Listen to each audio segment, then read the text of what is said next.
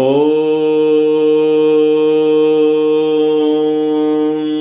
सहना भवतु सहनौ भुनक्तु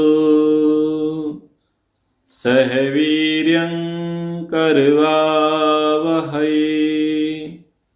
तेजस्विनावधीतमस्तु मा विद्विषावहै। ॐ शान्ति शान्ति शान्तिः। सांख्य दर्शन द्वितीय अध्याय सूत्र संख्या 40 से अब आगे पढ़ेंगे। अब मन के प्रसंग को यहां पर आगे बढ़ा रहे हैं। आज की कक्षा में आप मन के विषय में समझेंगे, स्वप्न क्यों आते हैं, संस्कार स्मृतियां क्या होती हैं, ये सब प्रसंग आज की कक्षा में आएगा। सूत्र संख्या 40। द्वयोः प्रधानम मनो लोकवत् वृत्तिवर्गेषु। अब मन और इंद्रियों की यहां पर तुलना कर रहे हैं। सूत्रार्थ है, दोनों प्रकार की इंद्रियों में मन प्रमुख है। जैसे संसार में श्रमिकों का नेता प्रमुख होता है। अभी पिछली कक्षा में 13 करणों की चर्चा चल रही थी, इंद्रियों की चर्चा चल रही थी, वृत्तियों की चर्चा चल रही थी। उसी चर्चा को यहां पर आगे बढ़ाया गया है। तो दोनों प्रकार की इंद्रियां हैं, एक ज्ञानेंद्रियां हैं और दूसरी कर्मेंद्रियां हैं। इन दोनों में मन जो है वो उभय इंद्रिय है, 11वीं इंद्रिय। उस मन के माध्यम से कर्मेंद्रियां भी प्रेरित होती हैं और ज्ञानेंद्रियां भी प्रेरित होती हैं। तो कैसा है कि मन है मालिक, नेता, लीडर, और ज्ञानेंद्रियां और कर्मेंद्रियां कैसे हैं, उसके फॉलोअर हैं, उससे काम लेने वाले हैं। यानी मन उनको काम देता है और इंद्रियां काम करती हैं। तो सेवकों के समान ये व्यवहार है। इंद्रियों का स्वामी कौन हुआ? मन हुआ। ये बात यहां पर बताई। अब आगे के सूत्र में बता रहे हैं कि मन इंद्रियों में क्यों प्रधान है, वो उनका नेता, उनका सरदार, उनका अग्रणी क्यों है। तो सूत्र है 41, अव्यभिचारात्। कह रहे हैं मन के बिना किसी भी इंद्रिय का कार्य संपन्न नहीं होता, इसलिए मन प्रधान है। मन का इंद्रियों के साथ नियत संबंध होने से मन प्रधान है। मन ज्ञानेंद्रियों और कर्मेंद्रियों दोनों में मुख्य है। देखो, न्याय दर्शन हम पढ़ते हैं, वहां पर एक सूत्र आता है, इंद्रियार्थ सन्निकर्षोत्पन्नम ज्ञानम। कल की कक्षा में एक प्रसंग रखा था कि मन जिस इंद्रिय के साथ जुड़ेगा उस इंद्रिय का व्यवहार चलेगा और उसकी अनुभूति मन के द्वारा आत्मा को होगी। मन जिस इंद्रिय के साथ नहीं जुड़ेगा वो काम नहीं करेगी। यानी जो इंद्रियां हैं वो अपना कार्य क्रमशः करेंगी। अगर मन का फोकस कर्मेंद्रिय पर होगा तो ज्ञानेंद्रियां पीछे रहेंगी, ज्ञानेंद्रिय पर फोकस होगा तो कर्मेंद्रियां पीछे रहेंगी। मन प्रत्येक इंद्रिय से क्रमशः जुड़ता है, तो जिससे जुड़ेगा वो काम करेगी, जिससे नहीं जुड़ेगा वो उतना काम नहीं करेगी, क्रमशः होगा। ठीक है, तो इसी क्रम में कहा कि मन के बगैर कोई भी इंद्रिय काम नहीं कर सकती।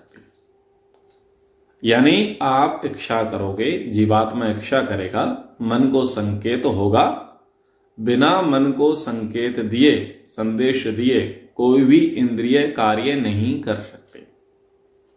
अब आप सो रहे हैं और मच्छर ने काट लिया। मच्छर ने कहां काटा? अब आपको जहां कटवाना है वहां कटवा लो। कमर से ऊपर के भाग में कटवा लो या कमर के नीचे भाग से कटवा लो। मतलब घुटने पर पिड़ली पर अगर काटा है तो क्या करोगे, आप पैर से काम चला लोगे, एक पैर से दूसरे पैर से मार करके थोड़ा आप उसे खुजला लोगे। और अगर कमर से ऊपर का भाग पे हुआ तो हाथ से आप ऐसे हटा दोगे। तो ये जो कर्मेंद्रिय ने काम किया उस समय आपकी अवस्था क्या थी, सुषुप्ति अवस्था, सोने की अवस्था थी। लेकिन किसी कीड़े ने काटा, किसी मच्छर ने काटा, तुरंत आपने हाथ घुमा दिया अथवा पैर चला दिया, तो कर्मेंद्रिय ने काम किया। कर्मेंद्रिय ने काम कैसे किया, बिना मन के नहीं किया। मन अति वेगवान है, मन सो जवियो, और मन से भी अधिक वेगवान परमात्मा है। तो हमारे पास जो सर्वश्रेष्ठ साधन है, जो बहुत सारी शक्तियों से ओतप्रोत है, वह है मन। वो तीव्र है। तो इतनी फास्ट गति होती है, मन इतना फास्ट संकेत देता है कि पता ही नहीं चलता। और पता कब चलता है, जब कर्मेंद्रियां कुछ करने लग जाती हैं। जैसे मान लीजिए कुछ उड़ करके आ रहा था और आपके आंख के नजदीक बस पहुंचा ही था, और इतने में ही आपने पलक झपका ली। तो पलक झपकाने का भी ये काम हुआ था, लेकिन ये किसके कारण हुआ, ये मन के कारण हुआ। कोई व्यक्ति आपको थोड़ा अलर्ट करता है और तुरंत कोई वस्तु फेंक के मारता है, मान लीजिए कप फेंकता है, बॉल फेंकता है, और तुरंत आप क्या करते हैं, हाथ से अपना बचाव कर लेते हैं। वो क्रिया बड़ी फास्ट होती है, लेकिन वहां कर्मेंद्रिय एक्टिव हुई और उस वस्तु से स्वयं को रोका, शरीर को रोका गया। तो ये कैसे हुआ, बिना मन के नहीं हुआ। यानी मन अगर इंद्रिय के साथ नहीं जुड़ेगा तो कर्मेंद्रिय एक्टिव नहीं होगी, कोई भी क्रिया नहीं करेगी। और दूसरी बात, अगर मन का संपर्क इंद्रियों से कट जाएगा तो इंद्रियों का कुछ भी होता रहे, मन को कुछ भी पता नहीं चलेगा, कुछ भी पता नहीं चलेगा कि क्या हो रहा है, क्या नहीं हो रहा है, कुछ अनुभूति समझ में नहीं आएगी। जैसे कई लोगों को पैरालिसिस हो जाता है, ठीक है, पैरालिसिस हो गया तो वो प्राणवायु के कारण हुआ। अब प्राणवायु वहां पर निष्क्रिय हुई तो जो स्पर्श इंद्रिय है, उसका जो संवेदनाएं हैं वो कमजोर पड़ जाती हैं। तो ऐसे कोई व्यक्ति चूंट भी ले, कुछ काट भी ले, तो पता नहीं चलता कि किसी ने कुछ किया क्या। तो वो इंद्रिय जो है इनएक्टिव जैसी हो गई, इसलिए मन को पता नहीं चला। मन, व्यक्ति देख तो रहा है कि ये कुछ काटा जा रहा है, कुछ पीटा जा रहा है, लेकिन वो अनुभूति नहीं हो रही है, क्योंकि वो इंद्रिय का संपर्क मन से नहीं था। तो जो कुछ भी काम करेंगे वो काम मन के द्वारा ही संभव होगा, अन्यथा नहीं होगा। तो इसलिए जो है मन प्रधान है सभी इंद्रियों में। अब सूत्र संख्या 42 में कहते हैं, तथा शेष संस्कार धारत्वात्, सभी संस्कारों का आधार होने से मन इंद्रियों में प्रमुख है। अब संस्कारों की बात आई है, तो मन में सभी संस्कार रहते हैं, और जब संस्कार स्टोर रहते हैं तो उसी को बोलते हैं चित्त। चित्त में सारे संस्कार हमारे स्टोर रहते हैं। चित्त को हम इंग्लिश में चिप भी बोलते हैं। तो वही चित्त है, मेमोरी कार्ड, जिसमें सारा का सारा मेमोरी, स्मृतियां, यानी वो संस्कार वहां पर स्टोरेज है। अब संस्कार और स्मृति जो है, इसको थोड़ा सा हम समझ लें। मन काम करेगा, मन स्वतंत्र नहीं है, मन परतंत्र है। मन के ऊपर बुद्धि है, अहंकार है, और इन सब के ऊपर जीवात्मा है।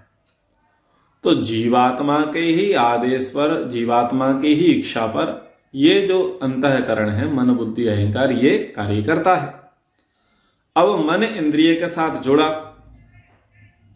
अब किस इंद्रिय से जुड़ा, चाहे वो कर्मेंद्रिय हो अथवा वो ज्ञानेंद्रिय हो, वो काम अगर 2 बार कर ले अथवा करते समय ध्यानपूर्वक करे तो उसके संस्कार पड़ जाते हैं। संस्कार कब पड़ेंगे, जब वो ध्यान पूर्वक कार्य किया जाएगा तब उसके संस्कार पड़ जाएंगे, और ध्यान नहीं होगा तो संस्कार पड़ते नहीं है। तो जब ध्यान पूर्वक वो कार्य किया जाएगा तो उसके संस्कार पड़ जाएंगे। अब संस्कार से स्मृति उठेगी। हमको याद कुछ चीजें नहीं रहती और कुछ चीजें याद रहती हैं। तो जो याद रहती हैं उनके संस्कार प्रबल होते हैं, यानी वो प्रैक्टिस हमारी अनेक प्रकार से हो चुकी होती है। कई बार हम उस प्रकार की प्रैक्टिस कर चुके होते हैं, इसलिए उस प्रकार की स्मृति जल्दी आ जाती है। और जब किसी फील्ड में हमारी प्रैक्टिस कम होती है, यानी आवृत्ति, रिवीजन हमारा कम होता है, तो हमारी स्मृति धूमिल हो जाती है, धुंधली हो जाती है। तो मन जो है वो सभी संस्कारों का आधार है।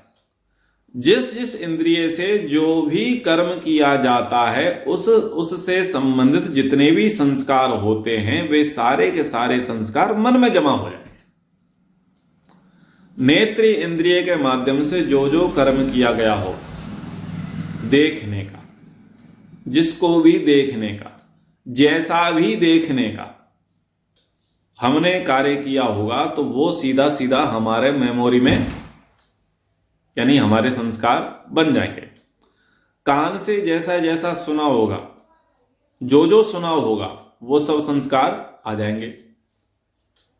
जैसे कोई शब्द सुना, कोई धुन सुना, कोई गीत सुना, कोई छंद सुना, कोई दोहा सुना, कोई श्लोक सुना, कोई चौपाई सुना, कुछ भी सुना, अच्छा बुरा जैसा भी सुना, तो वो कान से सुना, संस्कार स्टोर हो गए। आंख से देखा, संस्कार स्टोर हो गए। जीभ से चखा, टेस्ट। अब टेस्ट का भी संस्कार कितना विचित्र बनता है। मान लीजिए आपको क्या कहें, खीर खाने की आपका रुचि है, अथवा डोसा है, चाउमीन है, जो कुछ भी आप भोज्य पदार्थ ले लो, तो आपको अगर वो टेस्ट लगा हुआ है, यानी वो उसका संस्कार है, तो आप पहचान लोगे कि इसमें वैसा टेस्ट है या नहीं। और जब वही टेस्ट आपको दोबारा आएगा याद, तो आप समझ जाओगे ऐसा टेस्ट मैंने कब किया था, कहां किया था। तो वो जो टेस्ट की जो है स्थिति, वो भी स्मृतियां जो उभरी वो संस्कार से थी। तो कहने का अर्थ है 5 हमारी कर्मेंद्रियां हैं और 5 हमारी ज्ञानेंद्रियां हैं। हम जिस जिस इंद्रिय से जो जो कार्य व्यवहार करते हैं उसके सबके संस्कार मन में स्टोर हो जाते हैं। इसलिए भी मन प्रधान है। ठीक है। अब आगे कह रहे हैं स्मृत्या अनुमानाच, मन सभी संस्कारों का तो आधार है। अब आगे कहते हैं सूत्रार्थ, स्मृति और अनुमान से पता चलता है कि मन इंद्रियों में प्रधान है। तो पहले सारे संस्कार हमारे चित्त में यानी मन में स्टोर हो गए। अब संस्कारों से क्या बनती हैं? स्मृतियां। संस्कारों से स्मृतियां बनेंगी। अब स्मृतियों से कैसे पता चला? स्मृतियों से ही पता चलेगा कि मन सब इंद्रियों में प्रधान है, क्योंकि स्मृति ना तो ज्ञानेंद्रिय में रहती, ना कर्मेंद्रिय में रहती, ना बुद्धि में रहती, ना अहंकार में रहती। स्मृतियां कहां स्टोर होंगी? चित्त में। और चित्त किसे कहते हैं? मन को कहते हैं।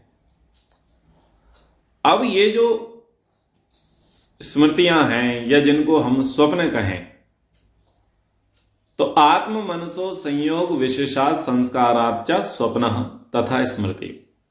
स्वप्न कैसे आएगा? आत्मा का और मन का जब विशेष संयोग होगा और उससे संबंधित संस्कार भी होगा, तब हमें स्वप्न आएगा। तो पहले तो आप स्वप्न को समझ लें।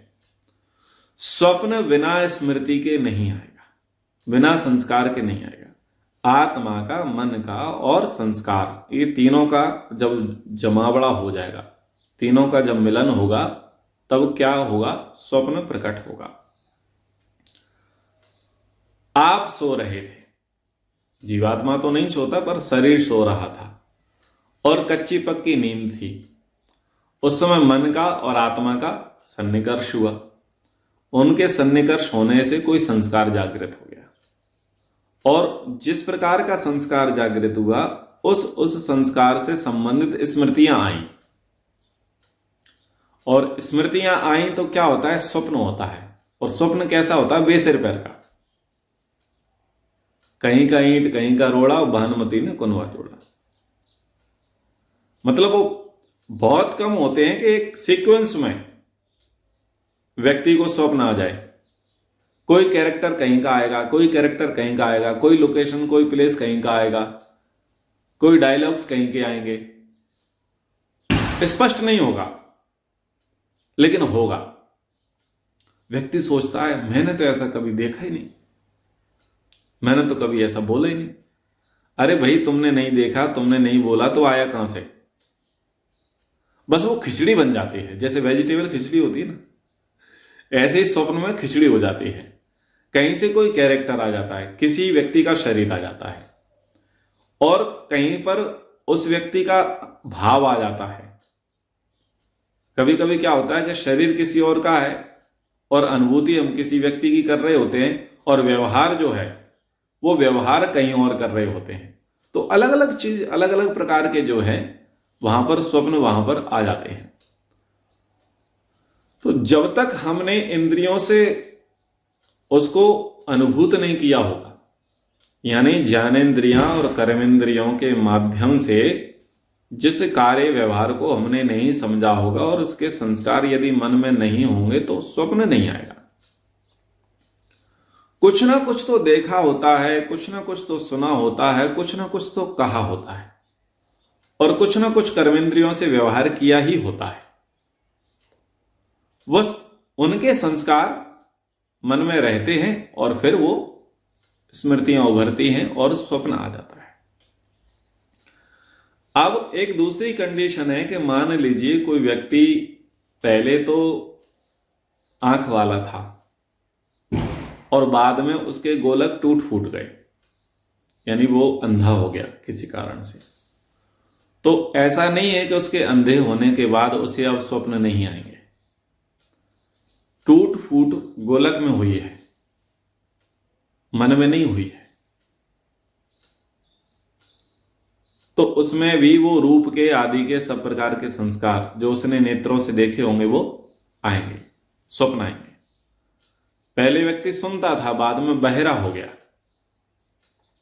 बहरा हो गया तो उसको उसके भी स्वप्न आएंगे, क्योंकि उसने कई प्रकार की ध्वनियां पूर्व में तो सुनी है।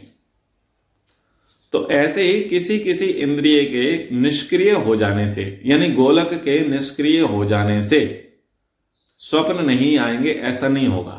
स्वप्न तो आएंगे, संस्कारों की प्रबलता से स्वप्न आएंगे।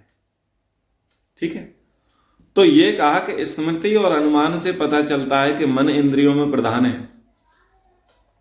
यानी यहां पर यह हेतु प्रस्तुत किया कि गोलक तो टूट फूट गए और फिर भी व्यक्ति स्वप्न देख रहा है, फिर भी व्यक्ति स्मृतियां याद कर रहा है। तो ये सब किससे कर रहा है? ये सब ये सब वो मन से कर रहा है।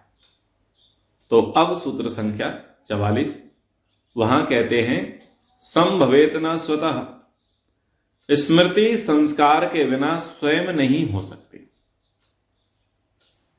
अगर कोई ये कहे कि स्मृतियां तो सहसा आ जाए, अचानक आ जाए, तो बोले ना, स्मृतियां बिना संस्कार के नहीं होंगे, और संस्कार किसमें स्टोर होंगे? मन में। संस्कार के बिना ये नहीं हो सकती। तो बाह्य इंद्रियों का कार्य विषय का प्रत्यक्ष करना है। अब जब बाह्य इंद्रियों का कार्य विषयों का प्रत्यक्ष करना है, तो बताओ संस्कार कहां जाएंगे? संस्कार सीधे मन में जाएंगे, क्योंकि इंद्रिय किसके सेवक है? मन के। मन मुख्य है। मन की प्रेरणा से, मन के आदेश पर इंद्रियां कार्य कर रही थी। ज्ञानेंद्रियों ने ज्ञान प्राप्त किया, कर्मेंद्रियों ने कर्म किया, तो वो जो कुछ भी फीलिंग थी, अनुभूति थी, वो सब किसको ट्रांसफर हुई? मन को। और मन के द्वारा अनुभूति किसे हुई? आत्मा को। तो ये दो प्रकार का यहां पर कॉपी होती है, ये भी आप समझ लीजिए, या 3 कॉपी समझ लो। हमारे संस्कारों की 3 कॉपियां होती हैं। पहली कॉपी परमात्मा के पास, क्योंकि परमात्मा सर्वव्यापक है। दूसरा, परमात्मा ईश्वर के, परमात्मा जो है जीवात्मा के सहयोगी है, साथी है, यानी वो साथ रहने वाला है। तो जो जिसके साथ 24 घंटे 12 महीने रहे, बताओ उसे वो घटना सारी याद रहेंगी या नहीं रहेंगी? जो उसका साक्षी है, जो हमराही है, हमसफर है, उसे तो सारी बातें पता रहेंगी। तो जीवात्मा का निकटतम साथी कौन है? जीवात्मा के सदा साथ रहने वाला परमात्मा है, और जीवात्मा के कर्मों का अध्यक्ष भी परमात्मा है। इसलिए जीवात्मा जो जो भी अनुभूति करता है, जो जो भी कार्य व्यवहार कर रहा है, ईश्वर तटस्थ भाव से उसे देखता है। तो जीवात्मा को जितना भी प्रॉफिट होता है, बिजनेस की भाषा में कहें, या जितना भी लॉस होता है, वो सबको जानने वाला परमात्मा यथावत है। इसलिए एक संस्कार की कॉपी तो परमात्मा के पास, दूसरी कॉपी जीवात्मा के पास, क्योंकि मन के माध्यम से वो सारी अनुभूति कर रहा था, और तीसरी कॉपी है मन में, तीसरी कॉपी मन में है। अब ये 3 कॉपियां क्यों हैं? देखो, मन तो प्रकृति से बना है, और एक न एक दिन मन नष्ट भ्रष्ट हो जाएगा। कब? या तो मुक्ति में जाते समय, अथवा प्रलय के समय। तो वो हार्ड डिस्क तो खत्म हो जाएगी, वो मेमोरी तो खत्म हो जाएगी, ठीक है ना? तो इसलिए वहां पर वो परमात्मा के पास भी रहता है और जीवात्मा के पास भी रहता है कि ये दोनों चेतन है, ये दोनों टूटेंगे फूटेंगे नहीं, ये दोनों नष्ट नहीं होंगे। इसलिए ये दोनों कॉपियां इनके पास रहती हैं। परमात्मा के पास तो है, होना भी चाहिए। जीवात्मा के पास क्यों है? ताकि उसे पता रहे कि हाँ भाई, सब हमारा ही किया कराया है, किसी दूसरे की रचना नहीं है, हमने ही सब किया है। वो स्वयं साक्षी हो, बोले देख भाई, सिग्नेचर तेरे हैं। हस्ताक्षर किसके हैं? सब कर्मों में जीवात्मा के हस्ताक्षर हैं। जैसे आप किसी से कोई व्यवहार करते हैं और कभी कुछ लिखा पढ़ी हो गई हो और आप कहें कि साहब देखो मैंने तो नहीं किया, नहीं किया, तो व्यक्ति प्रमाण में आपके हस्ताक्षर दिखा दे, आपकी राइटिंग दिखा दे, तो आप क्या कहोगे? हाँ भाई, राइटिंग तो मेरी है, हस्ताक्षर तो मेरे है, यानी मैं स्वीकार करता हूं ये काम मैंने किया है। तो ऐसे जीवात्मा के पास वो स्टोर रहता है। अब सूत्र संख्या 45, आपेक्षिको गुण प्रधान भाव क्रिया विशेषात। करणों यानी साधनों में प्रमुख होने से और गौण होना, यह स्थिति उनके तुलनात्मक मूल्य के आधार पर है। अपना अपना कार्य प्रत्येक का होने से करण तो सभी हैं। ये कह रहे हैं कि ये जो साधन है, ज्ञानेन्द्रियां हैं, कर्मेंद्रियां हैं, मन है, बुद्धि है, अहंकार है, ये सब कौन है? करण है, साधन है। किसके साधन है? जीवात्मा के। तो कोई गौड़ है और कोई प्रमुख है, कोई प्रधान है, कोई गौड़ है। किसी का कार्य प्राइमरी स्टेज पर है, किसी का कार्य सेकेंडरी स्टेज पर है, पर दोनों की अपनी अपनी वैल्यू है। लेकिन दोनों हैं कौन? जीवात्मा के दृष्टिकोण से करण है, साधन है, ठीक है? तो ये बात यहां पर कही। अब सूत्र संख्या 46, तत्कर्मार्जितत्वात् तदर्थम अविचेष्टा लोकवत। जीवात्मा द्वारा कर्म किए जाने पर उनके फल के रूप में करण जीवात्मा को मिले हैं, इसलिए वे करण जीवात्मा के लिए कार्य करते हैं, वाहन खरीदने के समान। ये 46वां सूत्र है, तो इसको आप समझ लें। जीवात्मा द्वारा जो भी कर्म किए जाएंगे, उन कर्मों के परिणाम स्वरूप, फल स्वरूप जीवात्मा को करण मिलते हैं, साधन मिलते हैं, और उन्हीं साधनों से जीवात्मा कार्य करता है। अब जीवात्मा पहली बार तो कार्य करेगा नहीं, क्योंकि जीवात्मा भी अनादि है, परमात्मा भी अनादि है, तो कर्मों का प्रभाव ही चलता ही आ रहा है। अब मनुष्य योनि में आकर के मनुष्य योनि योग्य अच्छे कर्म करेंगे तो सारे साधन मनुष्य योनि के अकॉर्डिंग मिल जाएंगे, और पशु पक्षी वृक्ष वनस्पति के अकॉर्डिंग करोगे तो वैसे मिलेंगे। कारण तो जो है, जो अंतःकरण है, जो सूक्ष्म शरीर है, वो तो एज इट इज रहेगा, लेकिन साधनों में कमी आ जाएगी, बाहरी साधनों में कमी आ जाएगी। जैसे किसी जीव के यहाँ पैर नहीं होंगे, किसी जीव के यहाँ हाथ नहीं होंगे, किसी के यहाँ नासिका नहीं होगी, किसी के यहाँ नेत्र नहीं होंगे, और कोई एक जगह पर ही खड़ा रह जाए जैसे पेड़।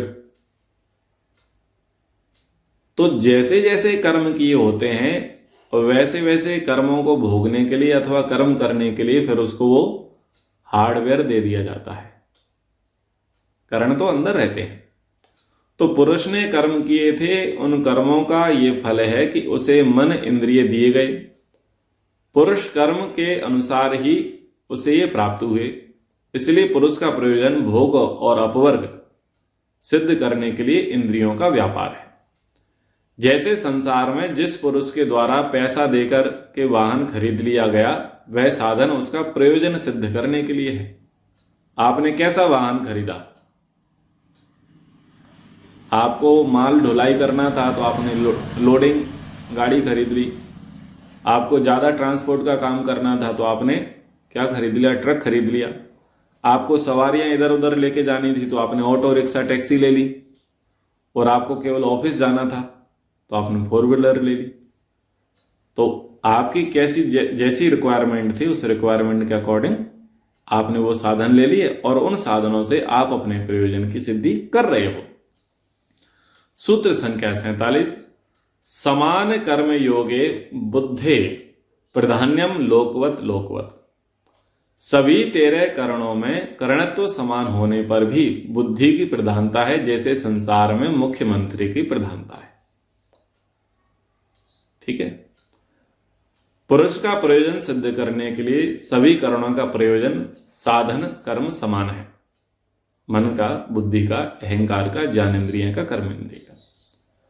परंतु मन की अपेक्षा से बुद्धि की प्रधानता अधिक है, उसका महत्व अधिक है। जैसे संसार में जो व्यक्ति मुख्यमंत्री के सबसे निकट होता है, उसके नीचे अन्य अधिकारी आदि, फिर उनके अधीनस्थ, फिर और भी अधिकारी आ जाते हैं, लेकिन मुख्यमंत्री के सबसे निकटतम निजी सहायक ही होता है और उसकी प्रधानता अधिक रहती है अन्य अधिकारियों की अपेक्षा। ऐसे ही जीवात्मा का निजी सहायक निकटतम कौन है? बुद्धि है। बुद्धि का असिस्टेंट मन है और मन के असिस्टेंट ज्ञानेंद्रिय, कर्मेंद्रिय। तो इस प्रकार से सारे कार्य चलते हैं। इसलिए कहा कि मन लगा करके काम करो और बुद्धि पूर्वक करो। मन लगा के काम करना है और बुद्धि पूर्वक करना है। अगर बुद्धि पूर्वक नहीं करोगे तो आपका काम बिगड़ जाएगा। ज्ञानेंद्रियां और कर्मेंद्रियों में मन प्रमुख है, मन में भी प्रमुख है बुद्धि। इसलिए बुद्धि को ना भूलें। तो अब ये दूसरा अध्याय यहां पर पूर्ण होता है। कक्षा को हम विराम करते हैं। ओ